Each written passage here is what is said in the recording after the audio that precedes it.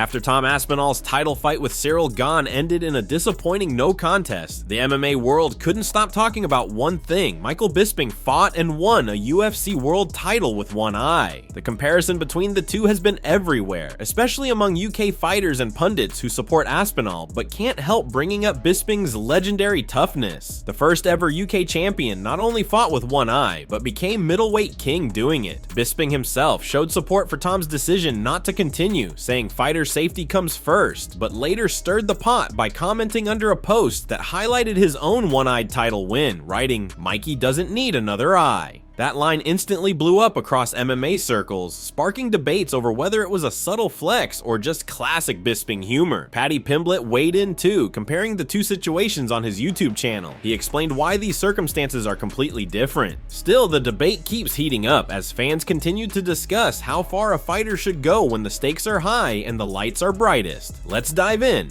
Anticlimactic as it gets though, John Anik, you are not wrong. I think they've got to run that back, lad. Can't not do that fight again.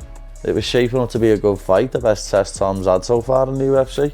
Good for Tom, lad, yeah. Feel bad for Ciryl Gane too, even though it was his fault. It was unintentional, he didn't mean to do it.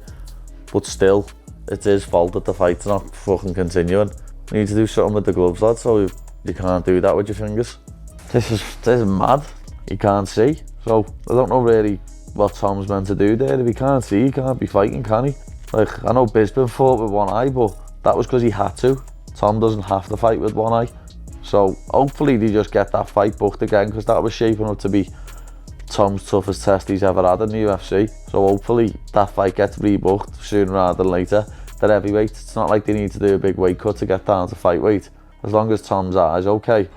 Following his impressive win over Mario Bautista at UFC 321, Umar Nurmagomedov spoke at the post-fight press conference to reflect on the fight, including the shocking knockdown he suffered from Bautista's knee. Despite dominating most of the bout, that one moment exposed a rare flaw in Umar's usually airtight defense, something Khabib Nurmagomedov has been warning him about for years. Umar admitted that the mistake wasn't new, saying he often makes the same move in training, and Khabib constantly reminds him to stop lowering his level without proper setup, but this time he paid for it. Still, Umar took full accountability, saying he'll work harder than ever to fix it and become a more complete fighter. This fight was a valuable learning experience, not just another win. Umar showed composure after getting clipped, quickly regaining control and dominating the rest of the fight. With this victory, he remains in the top 5 and has likely cemented himself as the next man in line for a title eliminator. Now the big question is, will he get his rematch with Merab Dvalishvili if the Georgian gets past Peter Yan in December? Alright, let's hear what Umar had to say.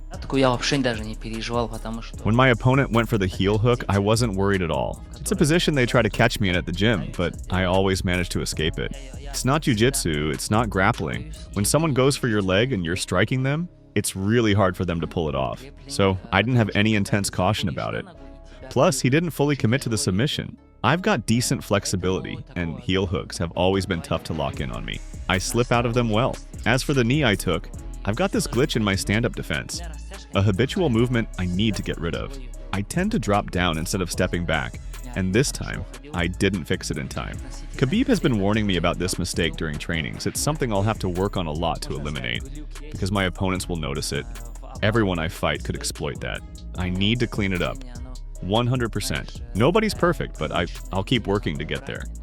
Tom Aspinall is frustrated after being interviewed by Daniel Cormier in the octagon right after the brutal eye poke he suffered from Ciryl Gane at UFC 321. Adam Catterall, a British analyst for TNT Sports and a very close friend of Aspinall, revealed what Tom said after the fight. Aspinall made it clear he was irritated by the timing, saying the interview was poorly executed and could have easily waited until he'd recovered. DC himself has a history of being interviewed at the wrong time, back when Joe Rogan interviewed him after he was knocked out by John Jones. Joe later admitted he regretted it. Aspinall and Gane are confirmed for a rematch in early 2026, with Dana White suggesting January or February as the most likely dates. The UFC is looking to launch big fights to kick off their new Paramount deal, with stars like Ilia Topuria and Tom Aspinall expected to headline major cards. With 2 pay-per-views already planned for January, the timing is perfect. Let's dive into what Adam Catterall had to say about Tom's reaction.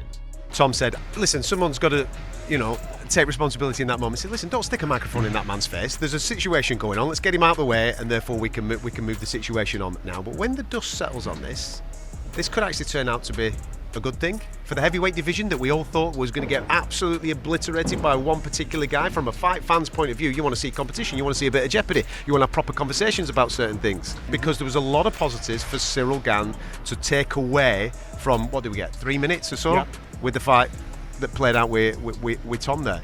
He's obviously leveled up over the last year. Yeah. Dana White's already said we are running this back straight away. I didn't catch that. He's running it back as soon as possible. So therefore, the conversation going into the next fight. Well, Tom won't these start guys, as a massive yeah, but the conversation again, from a fan's point of view is going to be different. He won't be as big a favourite as he was tonight. Far from it.